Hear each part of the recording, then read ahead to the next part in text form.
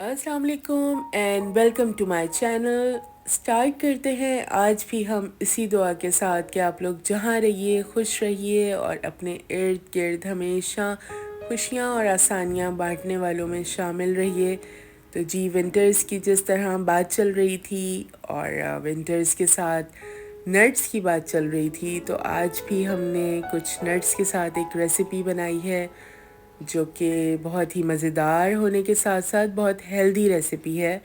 तो जी मैं आज बनाने जा रही हूँ granola bars, homemade sugar free granola bars, जिनको आप एनर्जी बार्स भी कहते हैं और प्रोटीन बार के नाम से भी जानते हैं। तो बहुत ही आसान है, बहुत ही मज़ेदार हैं और ज़रूर घर में बनाइए, घर में बना के स्टोर कीजिए।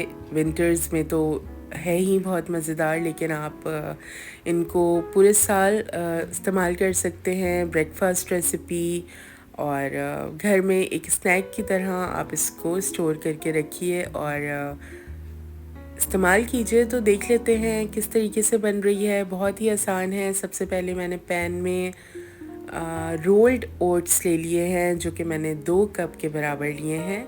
यहाँ पे मैं सारी चीज़ों को ड्राई रोस्ट करके और निकाल लूँगी। इसमें मैंने अब 1 कप बादाम शामिल कर दिए।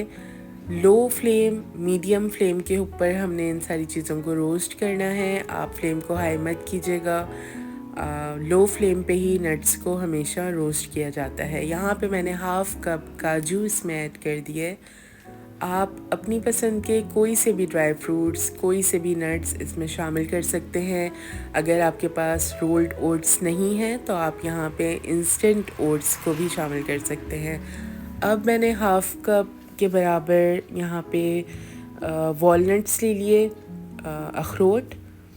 आप इनको भी लो फ्लेम के ऊपर 3 से 4 मिनट रोस्ट कर लीजिए। अब इसके अंदर 1 कप मैंने पफ्ड राइस ले लिए और उनको भी मैंने 2 से 4 मिनट ड्राई रोस्ट करके निकाल लिया, जो बहुत ही क्रंच और बहुत ही ज़बरदस्त फ्लेवर और आपको टेक्सचर देंगे आपके बार्स के अंदर। अब पैन के अंदर मैंने 4 टेबलस्पून के बराबर जो है वो पम्पकिन सीड्स पहले मैंने इसके अंदर शामिल किए। उसके बाद 4 टेबलस्पून मैंने सेसमी सीड्स डाले। 4 टेबलस्पून ही अगेन मैंने मेलन सीड्स डाले, जिसको चार मगज़ भी कहते हैं। और आखिर में मैंने 4 टेबलस्पून के बराबर ही इसमें सनफ्लावर सीड्स भी ऐड कर दिए, जिसको सूरजमुखी के बीज कहा जाता है। यहाँ पे अब मैंने 4 टेबलस्पून के बराबर फ्लैक्स सीड्स को शामिल कर दिया। ये तमाम ही सीड्स जो हैं आपको बहुत अच्छी न्यूट्रिशंस देंगे सर्दियों में, और वैसे भी इसके बेनिफिट्स बहुत हैं। तो नट्स को और सीड्स को कोशिश कीजिए कि अलग अलग ही आपने रोस्ट करना है, बिकॉज़ इनका टाइम जो है, रोस्टिंग टाइम दोनों चीज़ों का डिफरेंट है। तो मैंने पहले सारे नट्स रोस्ट करके निकाल लिए, ड्राई रोस्ट। उसके बाद सारे सीड्स को एक साथ मैंने ड्राई रोस्ट करके निकाल लिया। इसमें मैंने 1/2 कप जो है वो डेसिकेटेड कोकोनट एंड में शामिल किया था, और बिल्कुल आखिर में उसको शामिल किया था बिकॉज़ डेसिकेटेड कोकोनट जो है बहुत जल्दी ही रोस्ट हो जाता है। तो आप बिल्कुल एंड में उसको ऐड कीजिए। यहाँ पे 1/2 कप मैंने काली वाली किशमिश ऐड कर दी और 1 टीस्पून सॉल्ट ऐड कर दिया। 1/2 टीस्पून सिनेमन पाउडर मैं यहाँ पे शामिल कर रही हूँ, और 1/4 टीस्पून के बराबर यहाँ पे जायफल का पाउडर मैंने ऐड कर दिया इसमें। इससे पहले सबसे पहले मैंने यहाँ पे 3 टेबलस्पून के बराबर स्टिविया शामिल किया था। आप टोटली ऑप्शनल है, अगर आप चाहें तो कोई भी स्वीटनर इसमें शामिल ना कीजिए। मैंने इसमें 3 टेबलस्पून के बराबर स्टिविया शामिल किया है। तो अब हम पैन में ले लेते हैं पीनट बटर, जो कि मैंने 1 कप पीनट बटर शामिल किया, और इसके साथ मैंने हनी ले लिया है इसको मीठा करने के लिए। और हनी इसका बाइंडिंग एजेंट भी है, स्टिकी है। तो हनी मैंने इसके अंदर 1/2 कप यूज़ किया है और पीनट बटर 1 कप यूज़ किया है। आप चाहें तो 3/4 कप हनी भी शामिल कर सकते हैं अगर आपको पसंद है। 1/2 कप या 3/4 कप दोनों जो क्वांटिटीज़ हैं वो बिल्कुल एक्यूरेट हैं। और मैं डिस्क्रिप्शन बॉक्स में तमाम इंग्रेडिएंट्स की जो एक्यूरेट क्वांटिटी है वो मेंशन कर देती हूँ, तो आप लोग काइंडली डिस्क्रिप्शन बॉक्स को ज़रूर देख लिया कीजिए। इंग्रेडिएंट्स वहाँ पे पूरी एक्यूरेट क्वांटिटीज़ वहाँ पे मेंशन होती हैं।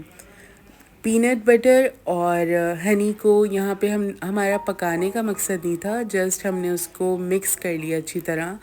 जब वो मेल्ट होके मिक्स हो गया तो जो सारी चीज़ें मैंने ड्राई रोस्ट करके रखी थी वो मैंने उसमें शामिल कर दी। 2 से 3 मिनट लो फ्लेम के ऊपर सारी चीज़ों को हमने एक साथ टॉस कर लिया ताकि हनी और जो बटर है पीनट बटर वो अच्छी तरीके से तमाम चीज़ों के ऊपर कोट हो जाए। और उसके बाद आप किसी भी आपके पास मोल्ड जो भी हो उसके अंदर बटर पेपर को लाइन कीजिए और उसको ग्रीस कीजिए बटर से।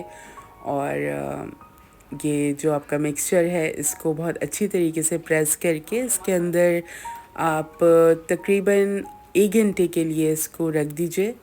चाहें तो फ्रिज में रख दीजिए और अगर ठंड है तो आप इसको बाहर भी रख दीजिए। मैंने इसको फ्रिज में रख दिया था फॉर अबाउट 1 आवर। उसके बाद इसको मैंने मोल्ड में से निकाल लिया है, बटर पेपर रिमूव कर दिया है और अब ये बहुत अच्छी तरीके से सेट हो गया, तो मैं इसको कट कर लूँगी। आप अपनी पसंद के हिसाब से चाहें तो इसके स्क्वायर बार्स काट लीजिए। मैं थोड़ा सा लेंथ वाइज इसके 1 इंच के जो हैं वो बार्स को कट कर लूँगी।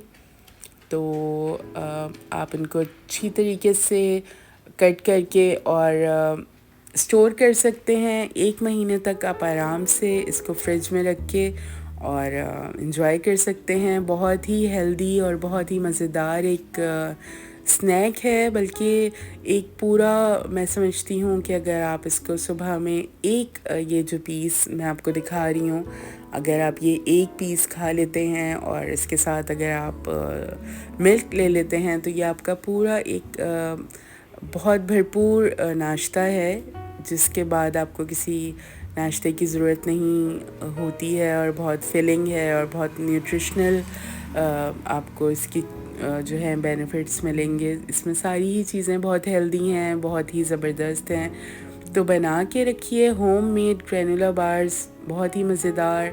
ज़रूर ट्राई कीजिए और इसका फ़ीडबैक दीजिए। Thank you so much for watching and take care.